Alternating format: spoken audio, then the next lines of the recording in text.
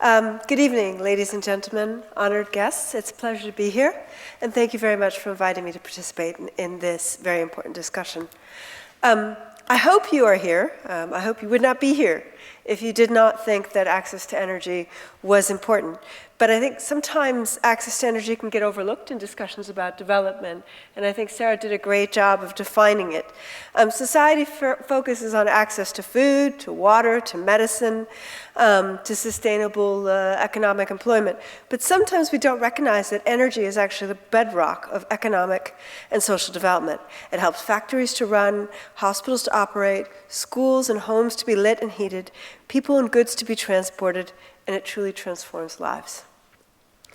Yet, despite the enormous progress that the world has made in recent years in tackling global poverty, as Gabriel said, 1 out of 5 people still lack access to reliable and affordable modern electricity.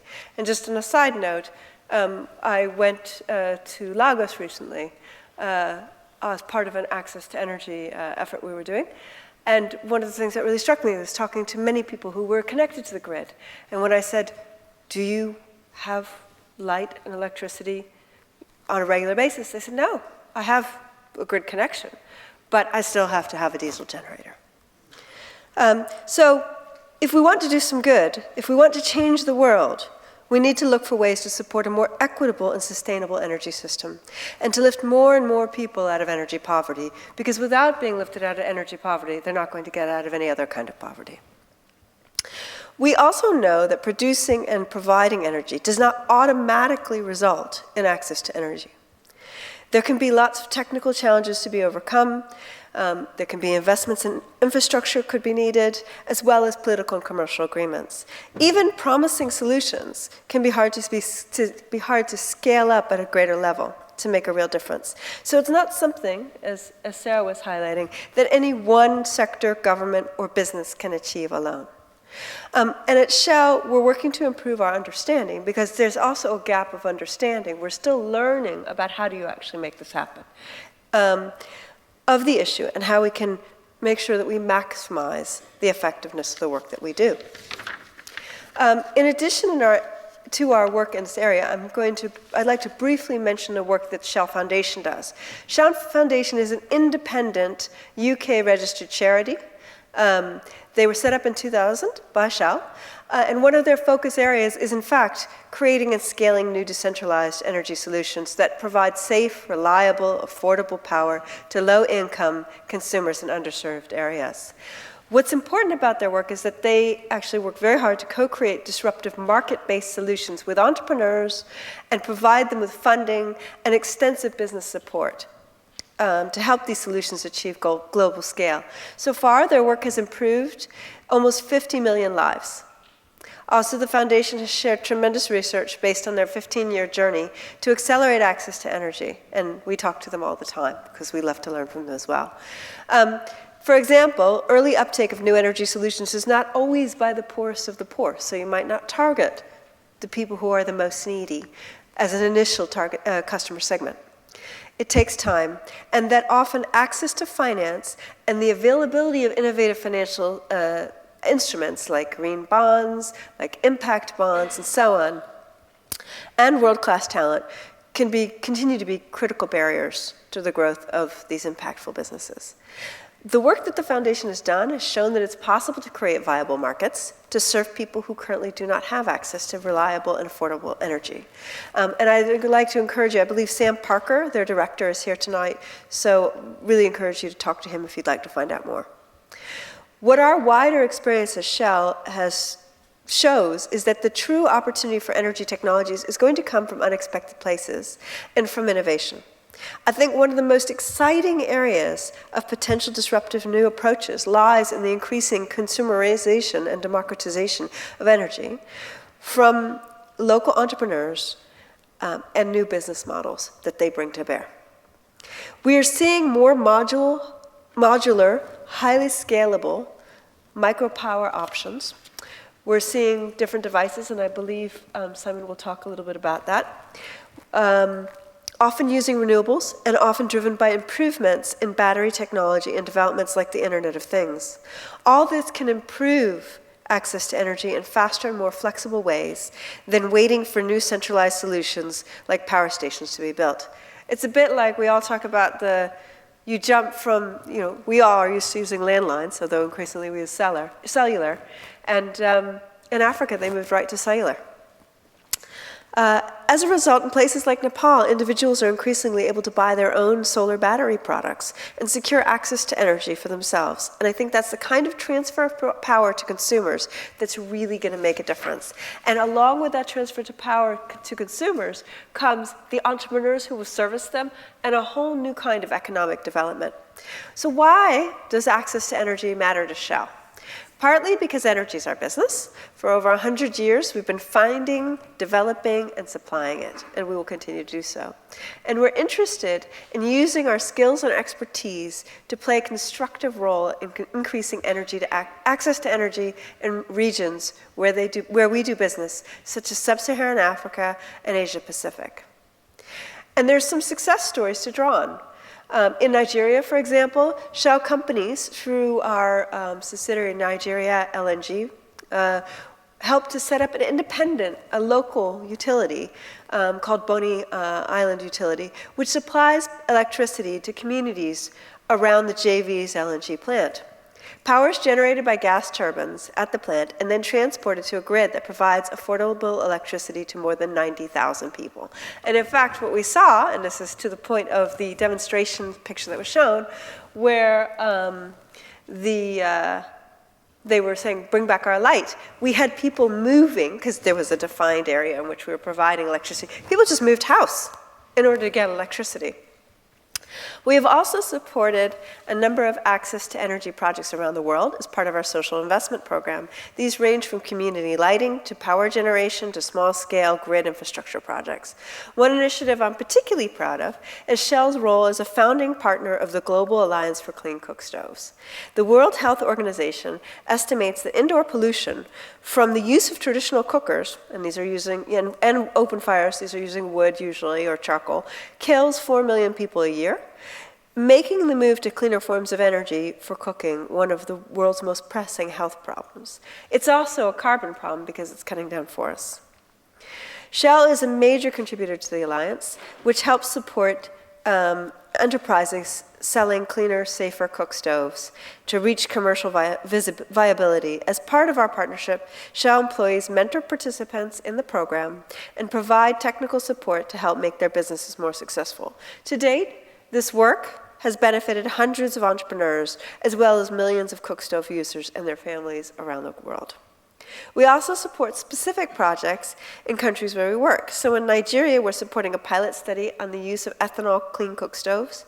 Our Shell company will provide 2,500 stoves and 15,000 canisters for distribution to households in Lagos. Another company will also supply the ethanol fuel to be blended with methanol. And the whole project will encourage families to switch to cleaner cooking methods. But for us, access to energy isn't only about social investment or philanthropy, although those are very critical parts. It's also part of our broader approach to how we do business.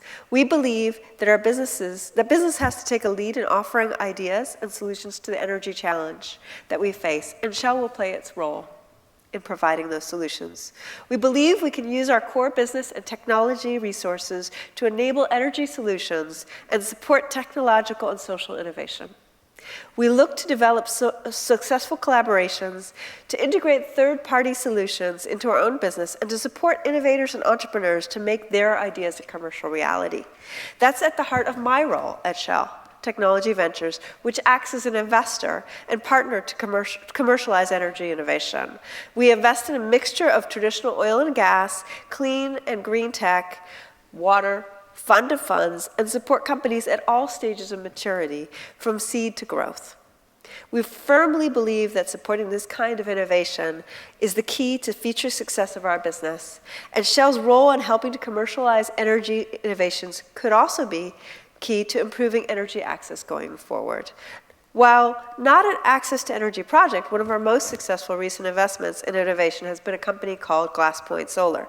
It designs and manufactures and installs solar steam generators for oil and gas. These generators are used in enhanced oil recovery, where steam is injected to extract more oil from reservoirs. By using solar power, the steam generators can reduce an oil field's gas consumption and carbon emissions significantly. While Shell's been able to make a difference by providing access to investment, but also brokering deals with, for example, the National Oil Company, we really supported them, and I just want to say a word, because I've been very involved in this, and that PDO has been extremely visionary as well. PDO is Petroleum Development Oman.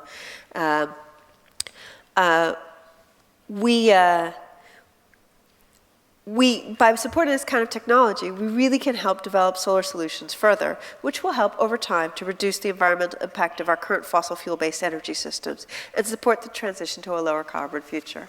And I think GlassPoint is a fantastic instance of where you know you're going to be going after the oil, and increasingly we look for opportunities where we can integrate renewable energy in with our oil and gas business and affect a transition, so that if you know you're going to spend a significant amount of money on, say, power generation, there's no reason not to put some of that into a solar-based approach or wind. This is just part of our $1.2 billion investment in technology research and development to develop the innovative ideas that will create energy solutions of the future. Energy solutions can help expand the benefits of modern energy to underserved populations in socially, economically, and environmentally sustainable ways. And I'll just add that GlassPoint has a very, very, very significant local hiring and local content program. I think last time I looked, they were at 40 or 60% Omanization, so they're really working hard to give benefits back to the local country and local communities. Another important program is one called Game Changer, which you may have heard of. It's celebrating its 20th anniversary this year, making it the industry's longest-running open innovation organization. Game Changer seeks out the best and most disruptive ideas from both within our company, but also outside. It rapidly assesses whether those ideas are viable and merit further development and funding, with a focus on discovering the truly bold ideas that could have a major payoff. And what they do is they give grants, or they do small-scale investments to figure out, is this something that is actually technologically possible, and figure out the quickest path to failure, test and see if it's going to work, and then help progress it. To date, it has worked with over 1,700 innovators and turned more than 100 ideas into reality. This includes our Prelude floating LNG natural gas facility, which is quite big. It's almost 500 meters, more than 4 football pitches long, and weighs about 600,000 tons, which is larger than an aircraft carrier.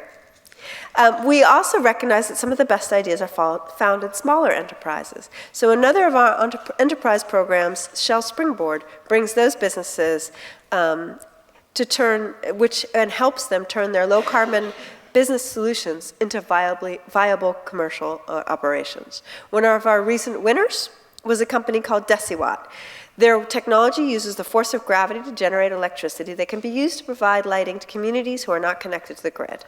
This provides safer, cleaner, and more reliable alternatives to traditional kerosene lighting. All of these examples show that Shell is committed to many different innovation methodologies, and we work across many different areas to support collaboration and technology acceleration. And I think we can make a difference. Navigating around a big company can be challenging, and my role, and that of my colleagues, is to help innovators find their way.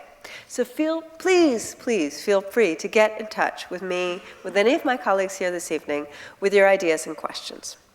I'm sure that our discussion tonight will underline that there's no one single way to improving access to energy. It requires a combination of innovation, entrepreneurship, social investment, collaboration, and commercial development. It will require detailed attention to local needs and contexts, and building coalitions and partnerships, careful planning, long-term commitment, and an understanding of market conditions. But the ideas are out there, and the private sector can play a real role in developing them into commercially sustainable solutions, all of which adds up to an increasing number of opportunities for entrepreneurs and innovators, and most fundamentally, to consumers and communities to secure the energy they need.